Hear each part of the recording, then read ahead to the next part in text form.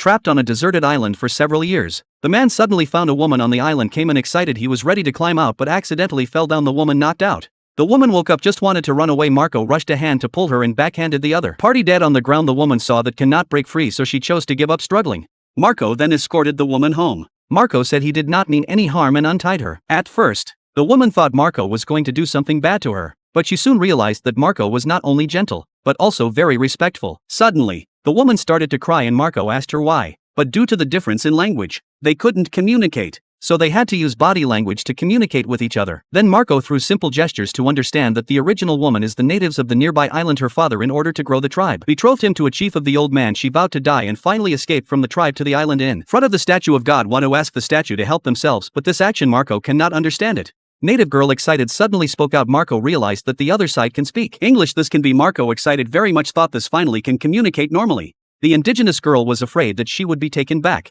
Marco said that as long as he was there, no one could take her away. Hearing this, the indigenous girl realized that Marco was not only handsome but also kind-hearted, and she fell in love with him, and so the two lived happily ever after, with the indigenous girl taking care of their daily meals and Marco being responsible for their beauty at home. However, after a long period of time, even the strongest of the two, Marco, could not withstand the Aboriginal sister's torment, although she would catch some delicacies every day to replenish Marco's health. But Marco still intentionally or unintentionally avoided her. She thought Marco was tired of her, and she was a little distracted when she was working, but she couldn't say so she sulked. This day, Marco as usual put the drift bottle, but accidentally found a few boats on the deserted island, which scared Marco. Rushed back to find the indigenous sister and take her ready to leave. The indigenous girl was puzzled and took a look at the boat, and then she smiled. Then she ran towards the sea. Marco thought the girl was crazy. He took the pineapple and hid in the bushes. It turned out that the person who came was not the chief's old man, but the sisters of the indigenous sister. Hiding aside, Marco saw and immediately realized that something bad was happening. Sure enough, when the indigenous sister told her sisters that there was a handsome man,